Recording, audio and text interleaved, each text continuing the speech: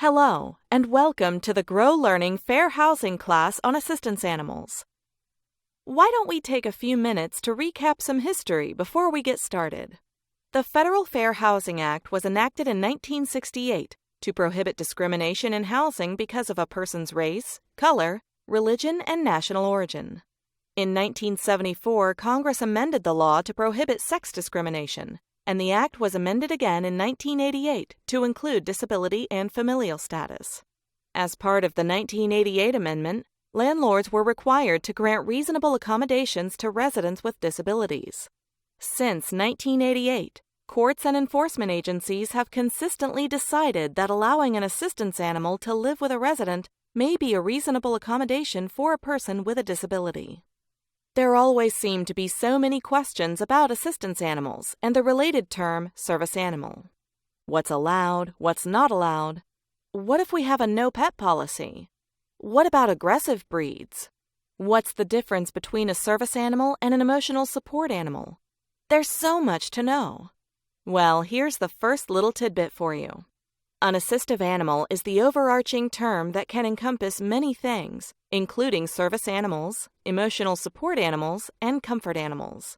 It is important to know that fair housing laws deal with this broad term of assistive animals, not only the more limited term, service animals. Some of you may have heard that only dogs are allowed to be service animals, so let's chat about that for a sec. When people use the term service animal, they are referring to the Americans with Disabilities Act, not the Fair Housing Acts, which govern property management.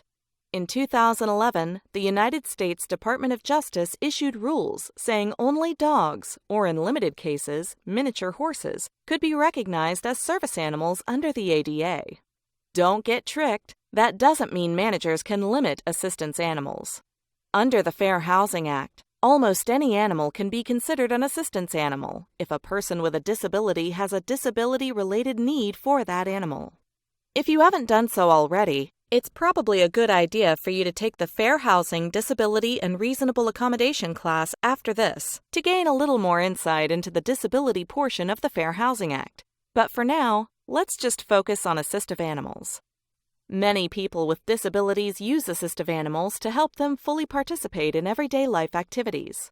It's against the law to prevent someone with a disability from living in the home of their choice because they need a service animal. This could be a seeing eye dog, a dog that can tell if a person is about to have a seizure, or a cat that helps alleviate a person's battle with post-traumatic stress disorder. There are countless needs for an assistance animal. Some of you might be wondering, what exactly is an assistance animal? According to the U.S. Department of Housing and Urban Development, an assistance animal is defined as an animal that works, provides assistance, or performs tasks for the benefit of a person with a disability, or provides emotional support that alleviates one or more identified symptoms or effects of a person's disability. Under the Fair Housing Act, assistance animals do not need to be individually trained or certified, and it's against the law to ask for proof of any training or certification before granting the accommodation and allowing the resident to keep the animal. What's the difference between a service animal and an emotional support animal? When it comes to housing, there is no difference. Both types of assistance animals must be allowed. So what kind of tasks are we talking about? Assistance animals provide many disability-related functions. For example, an assistance animal can guide someone who is blind or has low vision. They can alert someone who is deaf or hard of hearing to various sounds. An assistance animal can provide protection or rescue assistance, can pull a wheelchair or fetch things. They can alert people that a seizure is about to happen, or they can provide emotional support to people with disabilities who have a disability-related need for such support. Assistance animals are considered working animals. They are not considered pets. Of course, these are just a few examples, so if you have a specific question, it's best to reach out to your local landlord-tenant attorney. What do you do if a resident requests a reasonable accommodation for an emotional support animal, but their disability and need for a service animal are not obvious? Well, this can get a little tricky, so before you make any promises, reach out to your supervisor for guidance. But generally, you should only ask the following two questions. 1. Does the person have a disability as defined by the Fair Housing Act? And 2. does the person have a disability-related need for the animal? If, after speaking with your supervisor, it's determined you need more information, you are within your rights as a housing provider to request documentation from the resident, establishing they are a person with a disability as defined by the FHA. You can also ask for documentation showing the resident needs the animal because of a disability. There are numerous forms that this information can be provided, so you can't demand that residents use your form for the accommodation request. You cannot ask the person for information about their diagnosis, prognosis, or treatment. It's important to know you're not allowed to request any documentation of certification for the assistance animal, require the animal to demonstrate its task, or inquire about the nature of the person's disability. So let's talk about your community. What happens if you don't allow pets? Would an assistance animal be allowed? The answer to that question is yes. A no-pet policy or policy restricting pets to a certain weight, height, or breed are subject to waiver for assistive animals. Do you remember why? Because they are not considered pets, remember? Let's dig into a few more scenarios.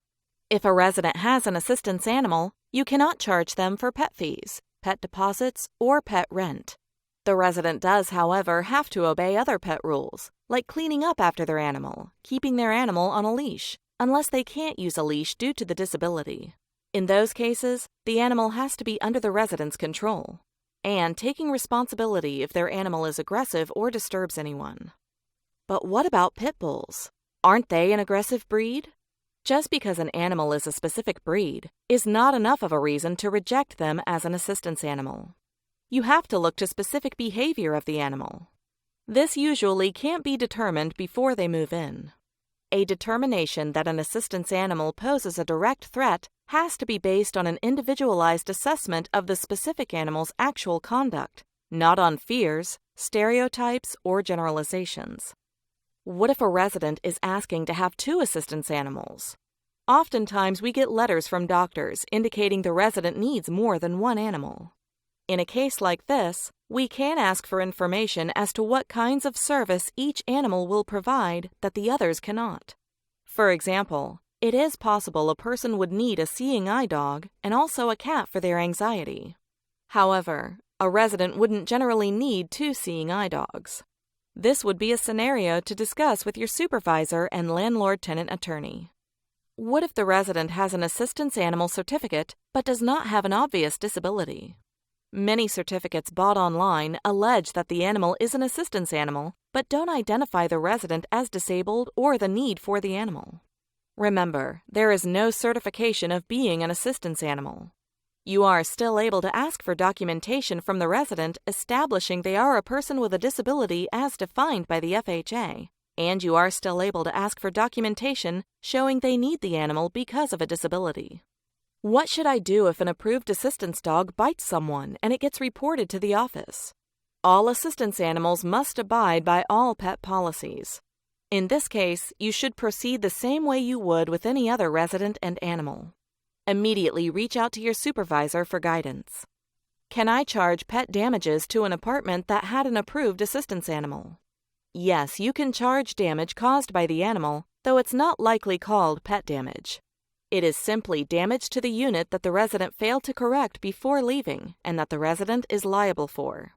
A housing provider can charge back the costs of repairs for damage beyond reasonable wear and tear if that's what they would do for any other resident with an animal.